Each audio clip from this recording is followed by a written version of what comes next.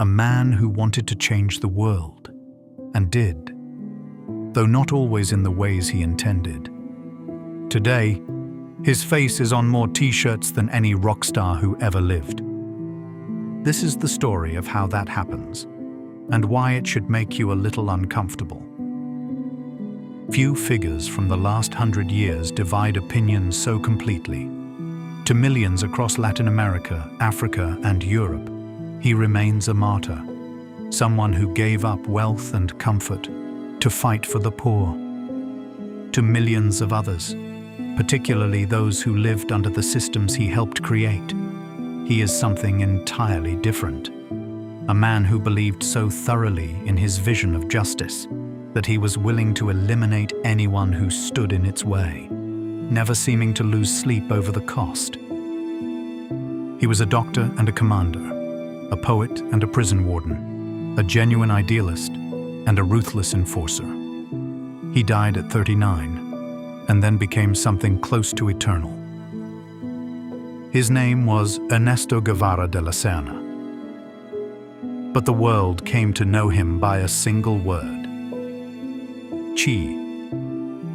Both of these portraits are true, and tonight we are going to sit with that conflict rather than resolve it too quickly, because history is almost never as clean as the icons we make of it. Che Guevara deserves to be seen in full. Good evening. This is the Sleepy Biographer. In a city by the Paraná River, in the summer of 1928. Rosario is Argentina's second city, a port town where the river runs wide and brown, carrying the silt of a continent down toward the Rio de la Plata. In the warmer months, the humidity settles over the streets in a way you can almost feel in your hands. A heavy, quiet blanket that slows the pace of everything it touches. It was there, on June 14, 1928, that Ernesto Guevara Lynch and his wife Celia de la Serna welcomed their first child. They named him Ernesto, after his father. The family was what you might call comfortable, not wealthy in any grand aristocratic sense, but educated, politically engaged, and deeply rooted in the Argentine liberal tradition. Ernesto Sr. carried a mixture of Irish and Spanish ancestry, a lineage of restless migration. Celia was sharp-minded, deeply read, and fiercely independent. She would become the dominant intellectual influence on her eldest son. The household she kept was one where books were everywhere, stacked on tables and lining the walls, and where opinions were not merely permitted, but expected to be defended with rigor. The family openly supported the Spanish Republic during the agonizing civil war of the 1930s. When Ernesto was still small, his father hosted exiled Republican veterans in their home. Young Ernestito, as they called him to distinguish him from his father, would sit quietly at the edge of these gatherings. He would listen to the adults argue late into the night about fascism, freedom, and the tragic fate of a distant continent. He was, by all accounts, unusually attentive for a child, remaining quiet in a way that suggested he was absorbing far more than he let on. These early gatherings and unique life circumstances provided the foundational hints of the man this young boy from Argentina would eventually become. But alongside this intellectual awakening, something else was unfolding in that young body, something that would shape his entire life in ways no one could have predicted. At the age of 2, during a family outing at the San Isidro Nautical Club, the child suffered his first asthma attack. It was sudden, violent, and severe, and it would not be the last. For the rest of his life, literally until his final hours, Ernesto Guevara would fight for breath. Ernesto Guevara would fight for breath. The family relocated repeatedly, chasing drier climates that might ease his compromised lungs. They moved to Buenos Aires first, then up into Alta Gracia in the province of Córdoba, where the mountain air offered some relief. The attacks came and went with unpredictable cruelty. Some days were perfectly fine, filled with childhood play. Others left him completely gasping, unable to move, his mother sitting sleeplessly beside his bed through the dark hours of the night. The man who would later become known for seemingly limitless physical endurance, who crossed thick jungles, climbed steep mountains, and pushed through severe fever and combat wounds, spent his childhood learning to will himself through a body that kept trying to stop him. His brother would remark later that it was the asthma, more than anything else, that formed his character. It required a sheer, unrelenting force of will, simply to exist. While most people struggle and complain about ordinary things they have the power to fix, this young boy was fighting daily for his very breath. Such an ordeal would naturally shape a fighter out of anyone who could endure and overcome the challenge. Unable to attend school regularly during his worst bouts, young Ernesto became a voracious reader. He devoured not only the adventure novels typical of boys his age, but the dense prose of Freud, Marx, Neruda, Jack London, Jules Verne, and Cervantes. He possessed a near-photographic memory and developed a lifelong habit of underlining passages and writing extensive notes in the margins. His mother gave him free access to her substantial personal library, and by his early teens, he had worked through much of it. He also took up chess, seriously and competitively, applying the same quiet focus to the board that he did to his books. Remarkably, he was drawn to rugby, a genuinely dangerous and reckless choice for someone with asthma. He played it anyway, refusing to let his lungs dictate his limits. As he grew into his teens, he joined youth groups opposing Juan Perón, the populist military leader who rose to power in Argentina in 1946. The Guevara family's traditional liberal politics sat uncomfortably with the rising tide of Peronism, and Ernesto absorbed that political tension early. In 1948, he enrolled in the Faculty of Medicine at the University of Buenos Aires. He was a disciplined, highly curious student, drawn particularly to the study of leprosy, a disease concentrated among the poorest margins of society, carrying an enormous social stigma.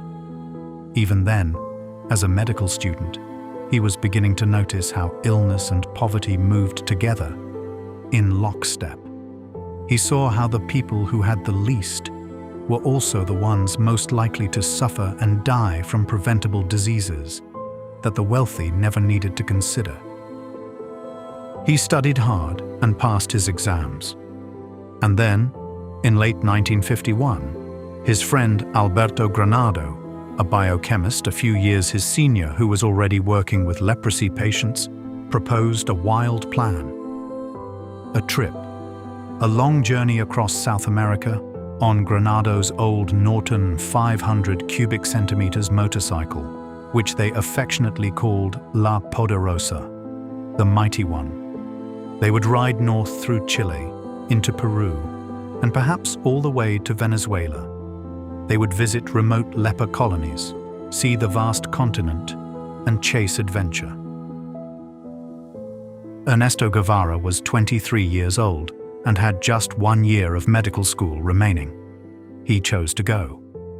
And the man who returned from that road was not quite the same as the one who left. The journey began on January 4th, 1952. The start was chaotic. They nearly collided with a streetcar within minutes of setting off from Córdoba. La Poderosa proved to be old, temperamental, and badly suited to the rough, unpaved roads they were attempting to cover. It broke down regularly. They pushed it through mud, patched it with wire, and eventually abandoned it entirely in Chile. From that point on, they kept going by foot, by hitching rides on trucks, by river raft, and by whatever transport they could find. They ate badly when they ate at all, and slept in open fields, in the homes of kind strangers, or in local hospitals that offered them a bed in exchange for a few days of medical work. As they moved north through the Chilean coast, up into the thin air of the Andes, and down through Peru's isolated mountain towns, Guevara was constantly watching, writing, and taking it all in. What he encountered was a continent with two entirely different faces. One face was breathtakingly beautiful: the clean snow on the peaks of the Andes, the infinite green vastness of the Amazon basin, and the ancient stone walls of Machu Picchu, which the two men reached on foot and stood before for hours in quiet, absolute reverence. The other face of the continent was devastating. He saw indigenous communities living in squalor and neglect that had not fundamentally changed since the days of Spanish colonization. He watched copper miners working in the harsh Chilean desert for wages that kept them in permanent poverty, while foreign corporations extracted the vast wealth beneath their feet. He observed workers in Peru treated as something only slightly above livestock. Everywhere, there were people dying from diseases that could have been easily treated, if anyone in power had cared enough to look. In a small Chilean town, he met a dying communist worker with asthma. Her lungs were failing, and her body was completely worn out from years of hard, unrewarded labor. He sat with her in her final hours, and wrote about it afterward in his journal. His words carried a tone that was not quite pity, because pity keeps its safe distance. It was more like a quiet, internal fury, hardening into something cold and permanent. Without his own personal suffering of the exact same ailment, it is highly likely he would not have felt the same fierce, blinding infuriation at the sight of this dying woman. He felt a deep compassion, born of mutual, painful experience. In Peru, they finally reached the San Pablo leper colony, located deep within the Amazon jungle. 600 patients lived there, entirely cut off from the outside world, and tended by a small number of dedicated physicians. Guevara and Granado spent weeks there, working side by side with the staff. They ate with the patients, shook their hands, and treated them as equal human beings, in a world where they were often treated as outcasts. On the night of his 24th birthday, June 14th, the patients celebrated him. They built a raft and sang to him from the opposite bank of the Amazon River. Moved by the moment, Guevara stood and gave a toast. He spoke passionately about Latin America, not as a collection of separate nations, but as a single, unified continent. One people, separated by artificial borders drawn by empires. Later that night, he plunged into the dark river and swam across the dangerous, swirling current to be directly with the patients, refusing to be separated from them by even that short distance. It was a small gesture, but small gestures often reveal a person's core.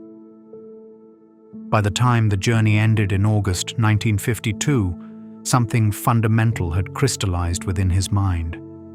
The journal he kept during those months, published years later as the Motorcycle Diaries, would become one of the most widely read accounts of political awakening in the 20th century. But at the time, it was simply a young man's private notebook, filled with anger, wonder, and the beginning of a burning question he would spend the rest of his life trying to answer. Why do some people suffer so deeply while others do not? And what is the correct moral response to that suffering? He returned to Buenos Aires, quickly finished his remaining coursework, and graduated with his medical degree in June 1953. Then, he left Argentina again, for good, this time. He traveled first through Bolivia, observing the aftermath of a nationalist revolution, and then moved onward to Guatemala. There, a democratically elected president named Jacobo Arbenz was attempting something historic and highly consequential. He was implementing land reform, taking massive tracts of uncultivated land held by giant landowners, including the powerful American-owned United Fruit Company, and giving it directly to peasant farmers who had nothing. Guevara arrived in late 1953 and found exactly the kind of radical social experiment he had been searching for. He worked as a doctor, made deep contacts within left-wing political circles, and watched closely as Arbenz attempted to build a more equitable society within the formal, legal structures of democracy. It did not last. In June 1954, the CIA, acting directly on behalf of the United Fruit Company and the Eisenhower administration, which viewed any Latin American leftism as a Soviet foothold, organized and financed a military coup. Arbenz was forced to step down. His land reforms were immediately reversed, and the military officers who took over were backed entirely by Washington. Guevara was in Guatemala City when the bombs began to fall. He tried to organize civilian resistance, but there was simply not enough coordination or weapons. Marked for arrest, he fled to the Argentine embassy, hid for a time, and eventually made his way across the border to Mexico. Watching that careful legal democratic reform get violently dismantled from the outside left an intellectual mark that never fully healed. He reached a cold, permanent conclusion.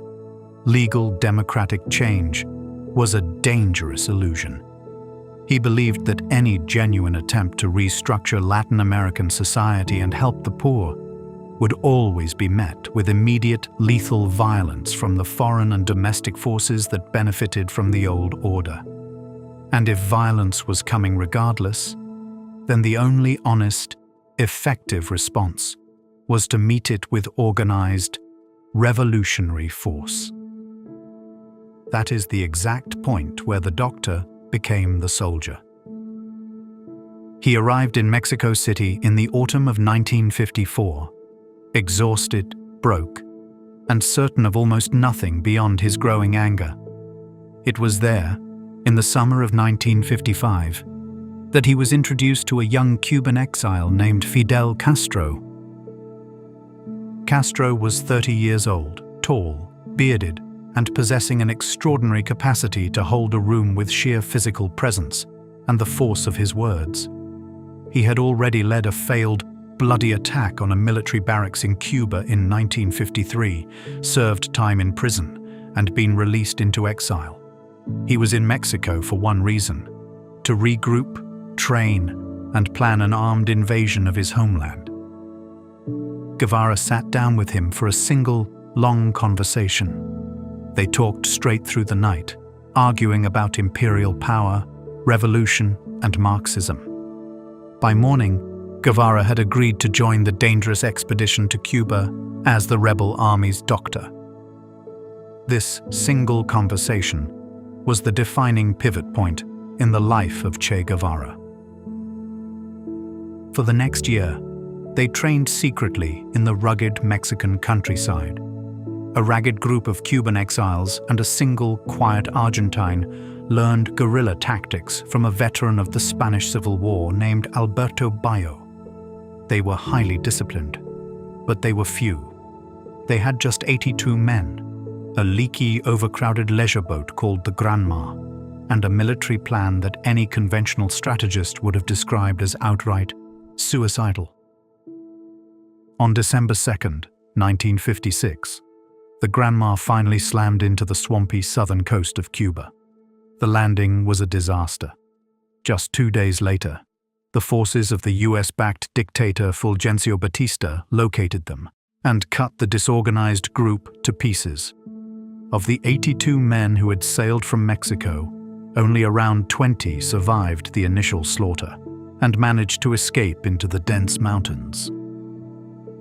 Guevara was shot through the neck during the chaos.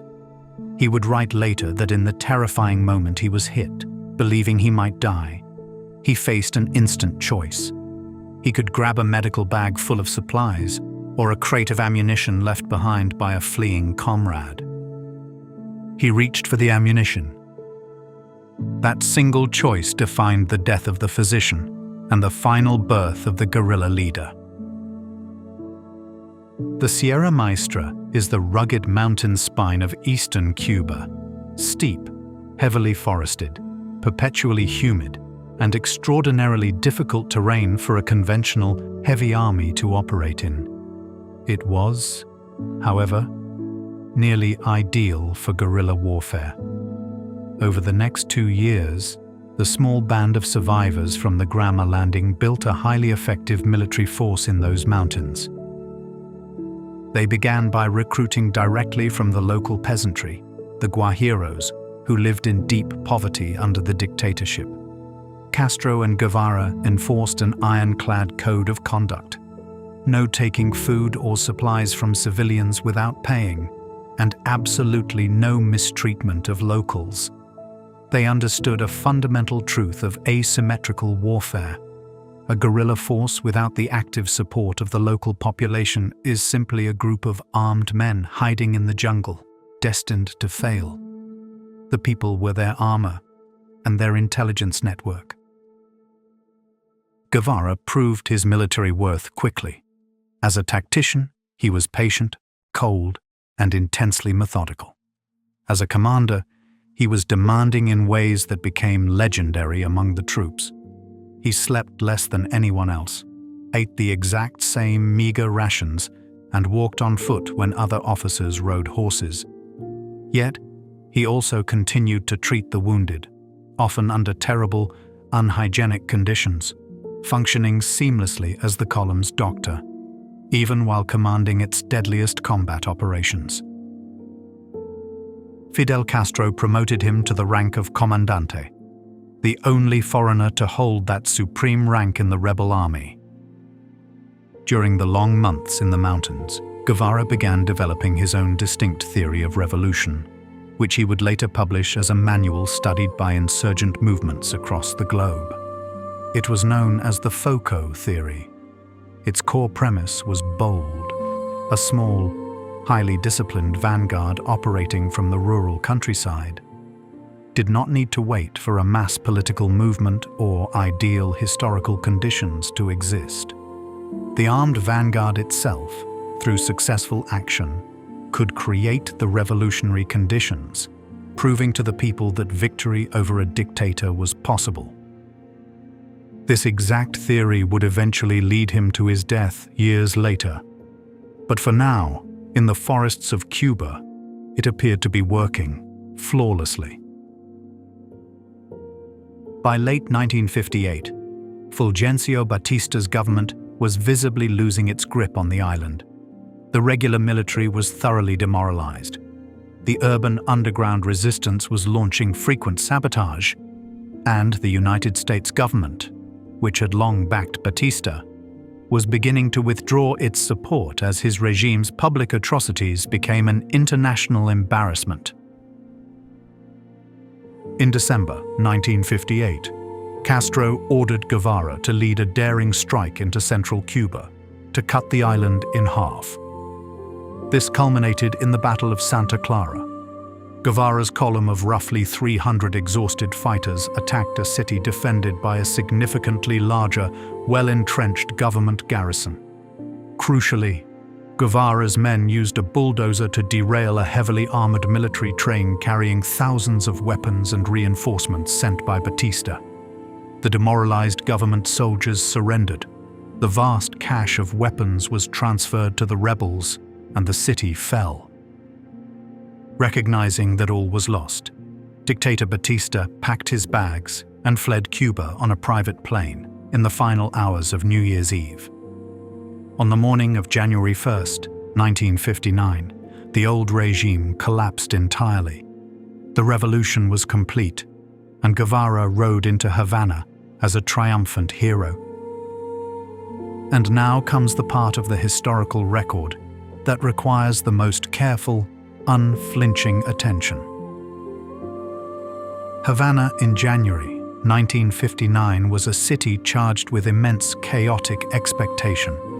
A hated dictatorship defined by torture, secret police, and deep corruption was gone, replaced by a young, revolutionary movement promising a clean, just future. Guevara entered the capital as one of the three architects of that victory, alongside Fidel and Raúl Castro. He was just 30 years old. His very first administrative assignment from Castro was command of La Cabaña fortress. La Cabaña was a massive, colonial-era stone military installation overlooking the entrance to Havana harbor. Under Batista, its deep cells had served as a prison for revolutionaries. Under the new government, it became the supreme headquarters of the revolution's tribunal system, responsible for prosecuting members of the old regime, soldiers, police officers, informants, and torturers accused of crimes against the Cuban people. Guevara was made its absolute commandant and presiding judge. What took place within the stone walls of La Cabaña during the first months of 1959 remains bitterly contested in its precise numbers, but its fundamental shape is clear. These tribunals were not independent, neutral courts. They did not operate according to conventional international standards of due process. Guevara's own articulation of his legal approach left absolutely no room for misinterpretation. "We do not use bourgeois legal methods," he stated plainly. "Evidence is secondary. We must proceed to convict." It is precisely here that an observer with a conscience must grapple with the moral reality of the man. Such an explicit disregard for formal law and institutional protections is what leads many to view his character not as heroic, but as brutal and inhumane. Executions took place regularly in the fortress courtyard, carried out by firing squad in the middle of the night. Estimates of the total number of people executed directly under Guevara's authority vary widely depending on the source. Serious, non-partisan historians place the number of documented executions between 144 and 500. The higher estimates often include all executions that occurred throughout the country during the period when Guevara held overall judicial authority, while the lower figures focus strictly on death warrants directly signed by his hand at the fortress. The prison itself was severely overcrowded, holding more than 800 prisoners in facilities built to accommodate just 300. José Villasuso, a young lawyer who worked within the La Cabaña tribunals during those frantic months, later described the operating principle as terrifyingly straightforward. Everyone brought before the tribunal was already presumed guilty from the start, and the sole work of the panel was to rubber stamp and confirm that guilt. Sentences were handed down with immense speed, and executions followed in the courtyard shortly after. It is true that many of those executed had committed genuine, horrific atrocities under the Batista regime. Batista's secret police had routinely tortured, mutilated, and murdered political opponents with terrifying efficiency, and the public desire to hold these individuals accountable was immense and deeply rooted. But that is not the whole truth. Others who died in that courtyard had committed no such crimes. Some were low-level conscripts who had simply been members of the regular military. Some were convicted solely on the basis of testimony extracted under immense pressure, or by local informants with personal, vengeful motives. The rapid process, by design, possessed no mechanism to reliably distinguish between a hardened torturer and an innocent soldier. Guevara never expressed a shred of public regret about this bloody period. He defended the executions openly on the world stage. Standing before the General Assembly of the United Nations in December 1964, he stated to the gathered delegates, plainly, "Yes, Executions had taken place, and yes, they would continue to occur, as long as the defense of the revolution required it. How does history weigh a man's professed love for humanity against his willingness to line individual human beings against a stone wall? How much context can ideological conviction provide? And whose suffering ultimately counts more in the final balance? The millions of peasants he sought to liberate, or the men who bled out on the dirt floor of a fortress courtyard at 3 a.m? His underlying intentions may have been rooted in a desire for total justice, but history reminds us that many of the world's most evil roads have been paved by good intentions. There is no resolution to this debate that satisfies everyone, but to gloss over La Cabaña would be to fundamentally distort the record.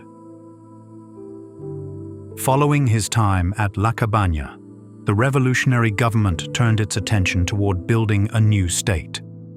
In November 1959, during a frantic cabinet meeting addressing the massive flight of capital as wealthy Cubans fled the island with their fortunes, Castro reportedly asked the room if anyone among them was a good economist. Guevara immediately raised his hand, reportedly believing Castro had asked for a good communist. Whether that famous story is true or a later historical invention, the real-world outcome was immense. Guevara was appointed president of the National Bank of Cuba. He possessed absolutely no formal training in economics or finance. Yet, true to his nature, he threw himself into the assignment with the exact same obsessive intensity he brought to the battlefield. He read textbook after textbook, consulted with international financial experts, and traveled extensively to the Soviet Union, Yugoslavia, and Maoist China to study different state-directed models of socialist management. He quickly nationalized all private banks and nearly the entirety of Cuban industry. He pushed hard for rapid, aggressive industrialization, arguing fiercely that Cuba had to break its historical dependence on sugar, a single export crop that had kept the island economically vulnerable to foreign market fluctuations for generations. Crucially, Guevara insisted on an economic theory that ran directly counter to the prevailing Soviet model of the time. He argued that socialist workers should not be motivated primarily by material incentives, such as bonuses or higher wages. He believed that approach simply reproduced the greed of capitalism. Instead, he championed what he called the moral economy, the radical belief that human beings could be entirely motivated by ideological commitment, collective solidarity, and the knowledge that they were working for the common good. To prove his point, he led by example. He routinely logged hundreds of hours of voluntary manual labor, showing up on his weekends to cut sugarcane in the fields alongside regular workers, or lift sacks of cement at construction sites. No matter how one views the totality of his life, or his darkest deeds, it is undeniable that he possessed a rare quality of personal asceticism and absolute commitment to his principles. He refused to live in luxury while preaching sacrifice, a trait that allowed him to command immense respect from those around him. In February 1961, he became Cuba's first Minister of Industries. The economic challenges he faced were overwhelming. American trade sanctions were tightening into a total embargo. The infrastructure of the old capitalist economy was fracturing, and the managers and engineers who knew how to operate the factories had largely left the country for Miami. Production targets were consistently missed. The aggressive push for industrialization ran into the hard reality that Cuba lacked the raw materials, technical expertise, and machinery to produce the manufactured goods he envisioned. By 1963, the economic program had largely stalled, forcing a painful pivot back toward sugar as the island's primary economic engine. While the American embargo was a massive, genuine obstacle, internal miscalculations and ideological rigidity played an equally destructive role. Yet Guevara was not blind to these failures. He was often brutally self-critical in his private writings, a trait that surprised visitors who expected only blind dogmatism. By 1964, his political relationship with Fidel Castro was quietly but profoundly fraying. Their differences over internal economic strategy were deep, and Guevara's public, vocal criticisms of Soviet foreign policy, at a moment when Cuba was becoming completely dependent on Moscow for its survival, created immense diplomatic problems that Castro had to carefully manage. There was also the reality of Guevara's profound personal restlessness. He was simply not a man built for the slow, compromising work of state bureaucracy. In April 1965, he wrote a famous, painful farewell letter to Fidel Castro. He renounced his honorary Cuban citizenship, his military rank of comandante, and his powerful government positions. He then vanished from public view so completely that for months, rumors swirled globally that he had been executed or imprisoned. In truth, he had gone back to the mud. He was in the Congo. He traveled to Africa under a strict false identity. Clean-shaven, his hair cropped, and wearing thick spectacles, he posed as a quiet Uruguayan economist. He connected deep in the jungle with Laurent Désiré Kabila's rebel movement, which was fighting to extend a Marxist revolution following the assassination of Patrice Lumumba. Guevara brought a contingent of highly trained Afro-Cuban fighters with him to serve as trainers. But the Congo mission quickly devolved into an absolute failure. He grew deeply frustrated with the local commanders, whom he assessed as undisciplined and insufficiently committed to the hardships of war. The physical conditions were brutal: tropical diseases, unforgiving jungle terrain, and constant internal political rivalries. Crucially, the local population, the very peasantry that his Foucault theory assumed would be instantly ready to mobilize, showed almost no interest in his foreign revolution. He wrote about the Congo experience in his private journals with devastating, unsparing directness, beginning his account with the words, "This is the history of a failure." When the mission collapsed entirely, he was forced to evacuate, bitter, but determined to apply these painful lessons elsewhere. His final choice was Bolivia. He arrived in Bolivia in late 1966, altered so thoroughly by disguise that even close friends could not recognize him. He had shaved the top of his head to simulate baldness, removed his iconic beard, altered his posture, and wore an ordinary suit. In transit photographs, he looked precisely like a boring, middle-aged office worker on a business trip. He traveled under the alias of Adolfo Mena González, a Uruguayan official, even posing for photos alongside Bolivian customs officers, who had absolutely no idea they were standing next to the world's most famous revolutionary. He made his way south into the remote Nyancahuazú region, a harsh, isolating geography of steep ravines, thick, low jungle, and dry, deceptive forests. From the very first weeks, his revolutionary theory encountered a brick wall of reality. The Bolivian Communist Party completely declined to offer him practical support. Mario Monge, the party's Secretary General, met with Guevara at his hidden jungle camp in January 1967. The meeting was a disaster. Monge demanded absolute political and military command of any revolution on Bolivian soil. But Guevara refused, stating he would never cede military command of his men to anyone. Monge left, and with him went any hope of urban support, supplies, or recruitment networks. Isolated in the mountains, the small guerrilla band, which never numbered more than around 50 fighters at its peak, was forced to rely entirely on recruiting local campesinos. Here, the FOCO theory broke completely. The indigenous peasants of the region were not hostile to the guerrillas, but they were deeply cautious and insular. They had lived through generations of political upheaval and were wary of armed strangers who spoke Spanish with thick Cuban or Argentine accents and talked about global revolution in terms that meant nothing to the harsh, daily realities of their lives. Rather than joining, many peasants quietly informed the Bolivian army, not out of right-wing ideology, but out of a pragmatic calculation about how to protect their families from violence.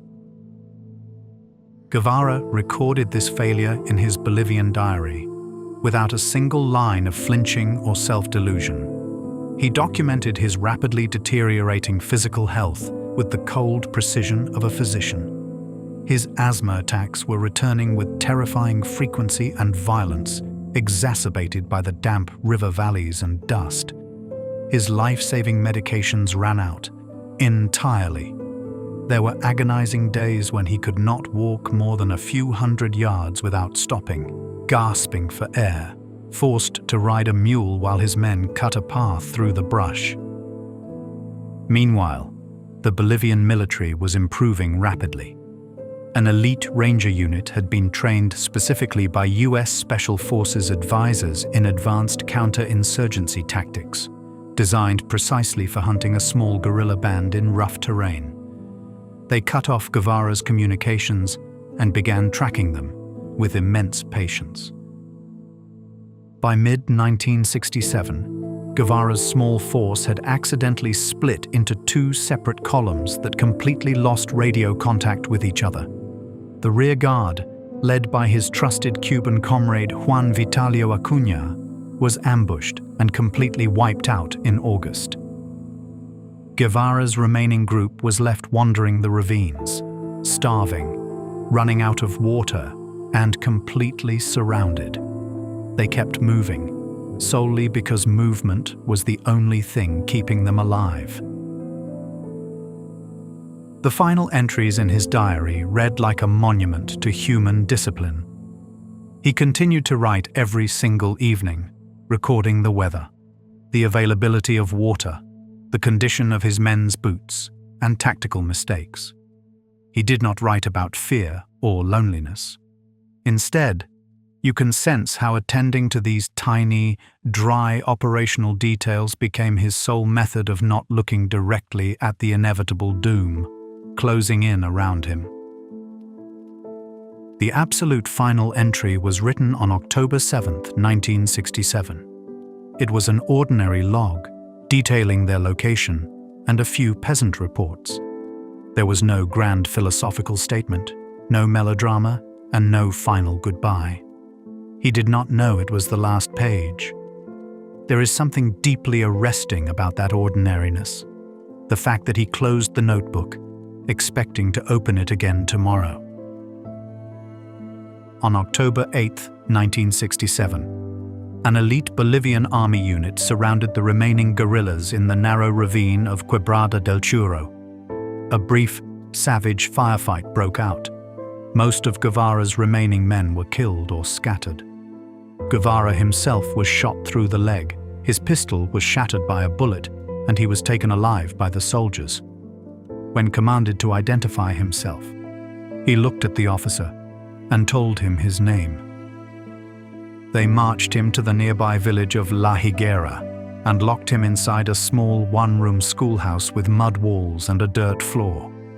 It was a modest building, used to teach the local children whenever a teacher was available. He was held there overnight, tied up on a bench, bleeding from his leg.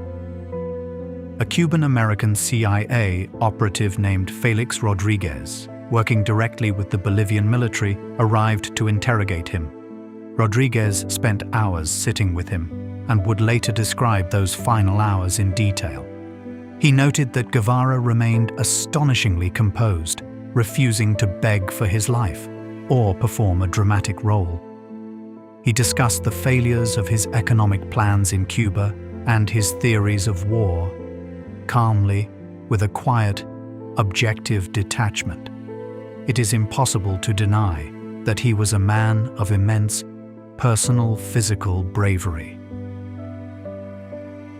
In the early morning of October 9th, the Bolivian president René Barrientos issued a secret command. Guevara was to be executed immediately. The Bolivian High Command, with American backing, concluded that putting him on trial would be a political disaster. It would provide him an international platform to attack the United States, create massive diplomatic pressure for negotiations, and turn the trial into a worldwide media circus. They decided a dead guerrilla was simpler than a living legend. A young Bolivian sergeant named Mario Terran volunteered to carry out the order. He hesitated at the threshold of the schoolhouse, trembling. He entered the dim room. Guevara, seeing the sergeant's terror, reportedly stood up from the wooden bench, faced him, and told him to steady his hand, stating, "Shoot, coward. You are only going to kill a man." Terran fired his semi-automatic rifle multiple times. Following strict orders from his superiors, he aimed below the neck to make it appear as though Guevara had died of combat wounds during the battle, rather than a cold-blooded execution. Ernesto Guevara died quickly on the dirt floor. He was 39 years old. His body was strapped to the landing skid of a helicopter and flown to the nearby town of Valle Grande, where it was laid out on a concrete laundry sink inside a hospital room. International journalists and local townspeople were brought in to verify his death. The military wanted absolute proof, distributed to the world. But the photographs they produced had an entirely unintended effect. The images showed a bearded, long-haired man laid out on a stone surface, his eyes half open with a serene expression, surrounded by heavily armed officers and curious onlookers who seemed to maintain a respectful distance. It looked strikingly like a classical Renaissance painting of a martyred Christ. A local Bolivian nun who came to see the body openly remarked that his face looked exactly like Jesus. That powerful visual comparison circulated worldwide within days, ensuring he would not remain buried in the way his executioners intended. To completely erase his physical presence, the military cut off his hands and preserved them in jars of formaldehyde. They were sent secretly to Cuba so that forensic experts could verify his fingerprints against old government records. The rest of his body was buried in the dead of night, beneath a dirt airstrip in Valle Grande. The government wanted to ensure no one would ever know the location, preventing it from becoming a site of global pilgrimage. It did not work. He became a myth anyway. For 30 years, the exact location of his remains remained an absolute secret. Finally, in 1997, a team of Cuban and Argentine forensic anthropologists, utilizing deathbed information from a retired Bolivian general, located the mass grave beneath the edge of the airstrip. They unearthed 7 skeletons. One of them, completely missing its hands, was definitively identified as Guevara. His remains were flown back to Cuba and interred with full state honors in a massive stone mausoleum in the city of Santa Clara, the site of his greatest military victory. Today, the grave sits quiet and shaded. His children are grown, and his carved likeness faces outward toward the island. The iconic image that made him immortal was captured years before his death, on a grey morning in Havana on March 5, 1960. A fashion photographer turned photojournalist named Alberto Corda was covering a massive state funeral. A French cargo ship, La Coubre, carrying munitions, had exploded in the harbor, killing over 100 workers, and the Cuban government blamed American sabotage. Corda was photographing the speakers Fidel Castro and the visiting French intellectuals Jean-Paul Sartre and Simone de Beauvoir. For just a fraction of a second, Che Guevara stepped into the front of the frame. Corder pressed his shutter twice, capturing a look of concentrated fury, grief, and absolute determination in his eyes. The photograph received almost no attention at the time. It sat unpublished in Corder's studio for 7 years. But following Guevara's execution in 1967, an Italian publisher named Giangiacomo Feltrinelli acquired the rights and began printing it on massive posters in Europe. Soon after, an Irish artist named Jim Fitzpatrick converted the photo into a stark, high-contrast, two-tone graphic and released it entirely without copyright to student groups and anti-war rallies. By 1968, a year of explosion, defined by student riots in Paris, protests in Prague, and civil rights marches in Chicago, the image was ubiquitous. It was pasted on barricades, flown on flags, and painted on walls, from Berlin to Buenos Aires. The historical irony of his legacy is immense and inescapable. A man who spent his entire adult life trying to utterly destroy global capitalism became the single most heavily commodified and commercially reproduced image in the history of consumer culture. His face now appears on t-shirts, coffee mugs, snowboards, energy drinks, and luxury watch faces. By modern estimates, global merchandise featuring his likeness generates hundreds of millions of dollars in corporate profit annually. He would likely have found this reality deeply, darkly absurd before finding it utterly infuriating. There are still some who wear that image because they know precisely who he was, what he did, and wish to signal a genuine radical stance.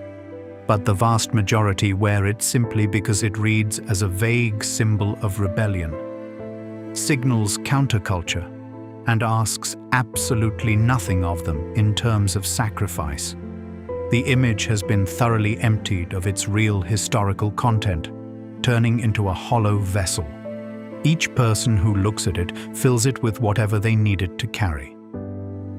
For a Cuban exile whose family lost everything, or whose father was executed at La Cabaña, it represents a symbol of totalitarian terror. For a student in São Paulo who knows only that the world is profoundly unequal and that someone once fought back, it represents an icon of hope. Neither response is without historical basis. His admirers make a serious case that must be stated plainly. The Latin America of the 1950s was an incredibly brutal place, defined by horrific corporate exploitation backed by military dictatorships. The CIA routinely engineered coups, as in Guatemala, and backed regimes that tortured and killed their own citizens by the tens of thousands to protect foreign investments. Guevara was not wrong about the structure of what he was fighting. He was not wrong that the poverty he saw on his motorcycle was the deliberate product of historical exploitation. His supporters point to the genuine achievements of the Cuban Revolution, the 1961 literacy campaign, which sent 250,000 young volunteers into the mountains to teach illiterate farmers how to read, reducing the nation's illiteracy rate to single digits. They point to universal healthcare and the redistribution of land to peasants. Alongside the executions, there was also the reality of a medical student swimming across an Amazon river to touch lepers, and a powerful minister who chose to sleep on a canvas cot in his office and die in a mud schoolhouse, rather than live in comfortable power. But his critics make an equally unassailable case. Caring deeply about a cause can never justify the lawless elimination of human life. The total disregard for due process at La Cabaña cannot be defended by any universal moral framework. The people who died in that courtyard had names, families, and histories. Guevara wrote openly in his diaries that to succeed, a revolutionary must become a cold killing machine, driven by pure hate. This willingness to completely collapse the distance between a political idea and the execution of a human life is a heavy burden to carry. The revolution did not merely liberate, it also imprisoned established forced labor camps and crushed basic civil liberties. Furthermore, his FOCO theory proved to be a lethal mistake in Bolivia and the Congo, leading dozens of young, idealistic fighters to die in remote jungles for a strategy that was fundamentally flawed. Leadership carries responsibility, and a theory tested and paid for in the blood of others demands a severe reckoning. Two people who knew him intimately offer vastly different lenses. Alberto Granado, who shared the open road with him in 1952, remained his most devoted admirer until his death at 88, recalling his laugh, his terrible singing voice, and his immense generosity. Hilda Gadea, his first wife, wrote of him with careful, painful honesty. She recalled a man who cared deeply for the suffering of total strangers across the globe, yet was completely cold and absent from his own family, leaving his wife and young daughter behind to follow the fire of revolution. How do we weigh a man's genuine commitment to the poor against his willingness to kill? That is not a historical question. It is a moral one. And moral questions do not come with neat bibliographies. History cannot tell you how to feel about what you see. Its only job is to force you to look directly at the facts, without rounding the edges. There are still people in our world today causing immense harm because they are absolutely certain they are right. Certainty is one of the most dangerous things a human being can carry. And there are still people giving up their comfort, safety, and lives because they genuinely cannot bear to stand by while others suffer. That impulse is one of the most noble things a human being can carry. Sometimes, both of these powerful traits live within the exact same person. That is the oldest, most tragic paradox in moral reasoning, and Che Guevara remains its most documented example. As the deepest part of the night settles around you, as the world outside your window has grown quiet and still, let yourself rest in the knowledge that you have spent this time with something real. Not a graphic on a shirt, and not a political slogan. A person. A boy who lay in a bed in Cordoba, fighting for breath. A young man who swam a dark river on his birthday. A soldier who kept his diary with absolute discipline until the very day before his death. The icon has a biography behind it now. None of it is visible on a t-shirt, but it is there, forever etched into the record. Ernesto Guevara de la Serna made choices that history will debate for as long as people pay attention. He was not a saint, and he was not a monster. He was a man, and the man mattered. Sleep well. The night is yours. The world outside is quiet, and tomorrow the thinking continues, as it always does, as it always must.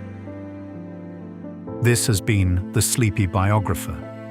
If these calm, honest journeys through the complex landscape of the past help you rest, help you think, or simply give your mind somewhere meaningful to go at the end of a long day, please consider liking this video and subscribing to the channel. It helps others find their way here. Good night.